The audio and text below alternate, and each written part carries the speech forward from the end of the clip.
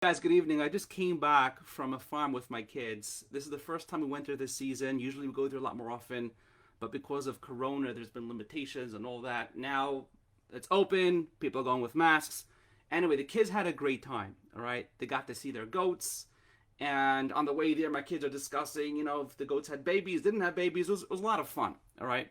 Now, what happened was an interesting thing when we were at the farm. First of all, we thought it would be like very frustrating because all the kids had to wear masks, but because there were the amount of people was a lot less than usual. It ended up being a ton of fun. I'll actually post some pictures soon. My wife took some pictures, and she's the one who's more techie than me, so she ends up uploading them either today or tomorrow. Hopefully, we'll get some pictures up. Anyway, I was about to leave the farm, and my kids were trying to feed a goat grass, and my baby, my 2-year old, was feeding the goat dry grass, so the goat wasn't going for it, and my kids were then teaching him to take fresh grass, pull it out, and give the goat green grass.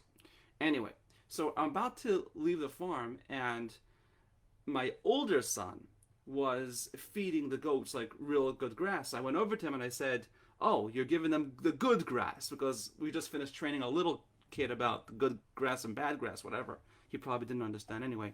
So I told my older son Shalom, I said, "Oh, you're giving the goat good grass." So he says, "No." He says, "These are just good goats," because there were different packs of goats. All right, and some of them I guess were more tame, and some of them were a bit more wild. So he said, "No, it's not the grass. They're just better goats." And just the way I am, I think in terms of right away in terms of marriages, like what's the connection between this and a marriage? And it struck me immediately. It wasn't like analysis. Like there are certain situations where the question isn't like, can the situation be saved? The question is more, can this person save the marriage? And I'll tell you what I mean. Okay, so the 5 steps of healing marriage cancer, as we practice them in AMFT, they work. They work on almost every situation. There are some exceptions, right? And therefore, when we interview someone before they come into the program, there are a bunch of this questions, written questions, and then oral questions to figure out, number one, can the marriage be saved? And number two, can this person save the marriage? And this is where I was thinking about good goats. The question about can a marriage be saved? 2/3 of that question, about 65, 70% of that, will depend on the husband. 30% will depend on the actual situation. So some situations are too far gone. I'll give you an example in a minute.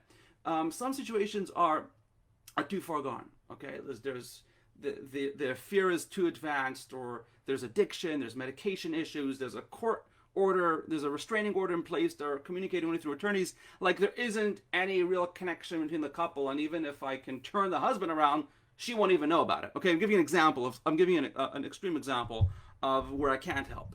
But there are more like that. But the bigger question always ends up being, and more of the time in the intake process, actually, and guys who are on AMFT know what I'm talking about. Most of the time in the interview is actually spent figuring out personality assessment questions about you. And I'll give an example of what I mean.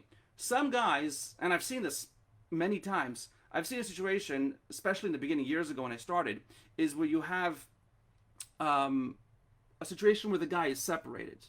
All right, the husband and the wife are separated, but the guy has such a strong level of love for his wife. He has such a desire to figure out what went wrong. He's not just there because he wants to get his love back, get his respect back, to get his passion back, and his get the appreciation from her. He wants her to be happy too. And there's such a strong level of personality and character, really, that he's able to overcome the gap that they're already separated, and implement the AMFT principles and win back his heart, win back his wife's heart.